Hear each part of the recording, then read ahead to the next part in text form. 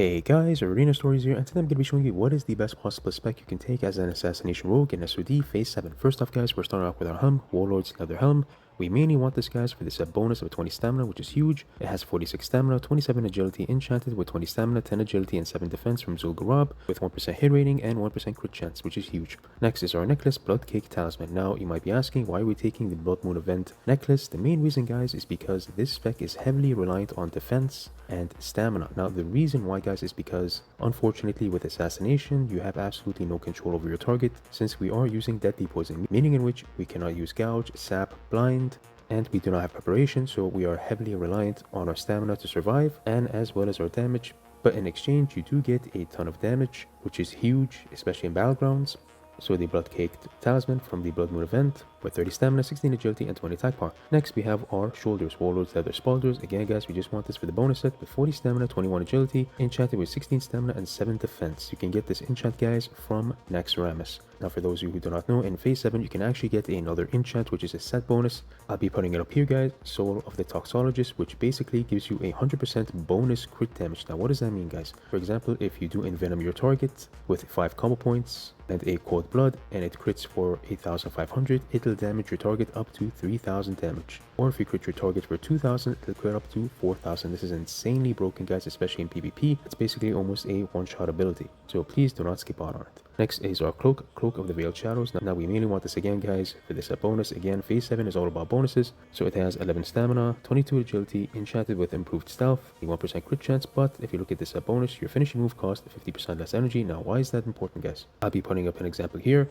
So as you can see here, your kidney shot only costs 12 and your envenom only costs 18. This literally cuts down your finishing moves by 50%, and I'll be showing you why that's extremely important later on. Next is our chest, Warlord's Leather Breastplate, 46 stamina, 26 agility, enchanted with 100 HP, with 1% hit chance, 1% crit chance. Next is our wrists. Now this is extremely important as well guys, Blood-Fanged wrist guards with 11 agility, 21 stamina, enchanted with 9 stamina, with 1% hit chance and 7 defense. Now the main reason why we want this guys, as I mentioned before, in phase 7 it is all about the set bonuses. As you can see here, you're rolling with the punches now also activates every time you gain a combo point. So if you do mutilate your target twice and it does crit and you gain 5 combo points, you do gain 30% of your total maximum HP. And our total maximum HP right now is 6143, meaning which will get about 1840 additional HP in PvP, which is massive.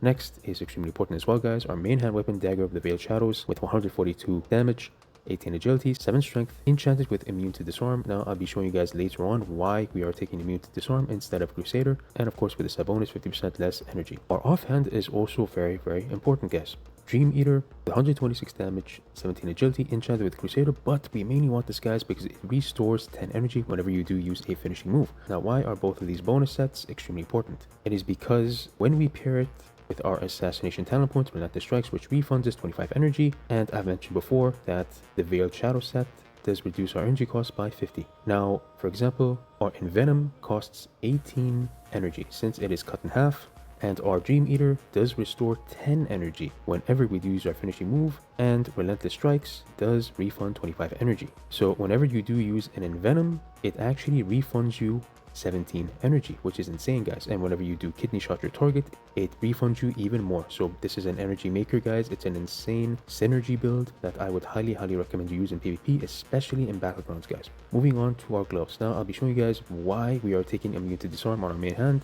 It is because of this glove guys. This glove will basically grant you a second kick. If you look down closely on your equip, you can silence your target from a range from 7 to 8 yards, and you can silence him for 3 seconds. So if you're fighting a mage, a warlock, a priest, you can silence him, and then after that you can go in for a kick. So you basically have 2 kicks, which is huge. 32 agility, 8 stamina, enchanted with 15 agility. Moving on to our waist, Blood-Fanged waist guard, 18 agility, 26 stamina, with 7 defense and a 1% hit chance, but again, we mainly want this for the rolling with the punches set bonus. Next is our pants, General's Leather Leg Guards, 40 stamina, 27 agility, enchanted with 20 stamina, 10 agility and 7 defense. Now the reason why we are not taking hit rating guys is because we're already capped on hit rating, so we will be using defense instead. Next is our boots guys, Boots of the Displacement. This will deter human rogues from finding you in stealth when they use their racial perception. If you look closely on the equip and on use equip, it increases your stealth effectiveness level by 1, but when you do use it guys, it increases it by another 8 for 10 seconds. So for example, if you're finding another rogue or a human rogue, this can deter them from finding you in stealth. Very important. Next is our ring, Craft of the Shadows, with 6 stamina,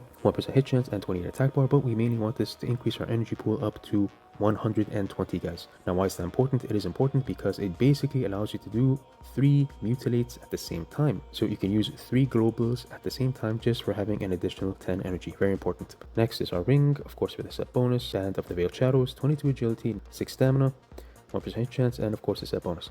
Next is our Trinket, Bloodcake Insignia. You can get this from a Blood Moon event, which has a 2-minute cooldown that removes all CCs.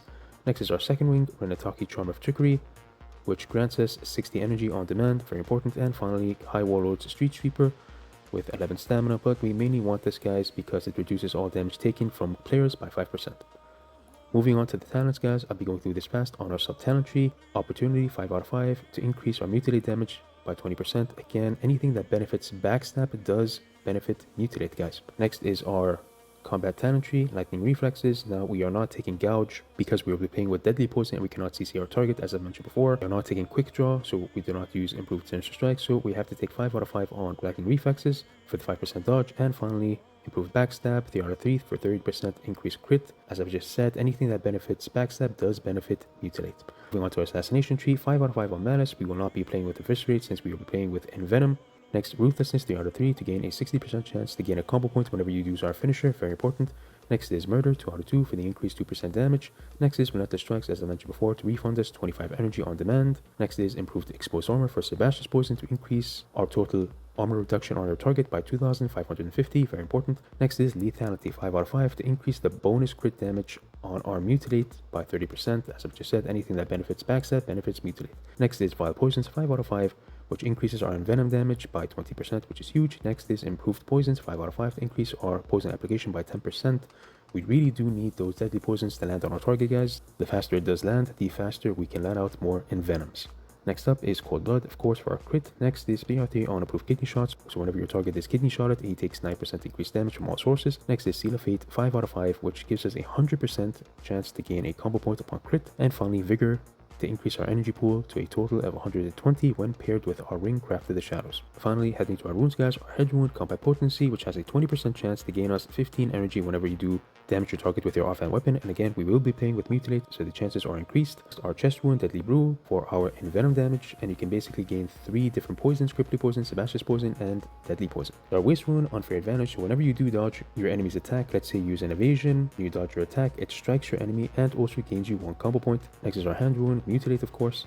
Next is our Waist Wound, Shadow Step for movement. Next is our Leg Wound, Envenom, of course. Next is our Foot Wound, Wound with the Punches. As I've stated before, you gain 30% of your maximum HP, 1800 HP, which is huge. Next is our Cloak Wound, Fan of Knives, very important to get out rogues. Next is our Ring Wound, Dagger of Specialization, to increase our dagger skills by 5 so we do not miss or block or parry our attacks. Next is our Ring Wound, Nature Specialization, which gives us a 6% increased chance to apply poisons on our target, very important. And yep, that's about it, guys. Just wanted to make a quick video on that. But again, I would like to state that this spec is mainly built for Battlegrounds. I would still use Backstab as my main spec in terms of world PvP. I'll be linking that spec in the description. And as always, guys, thank you for watching, and I'll see you in the next video.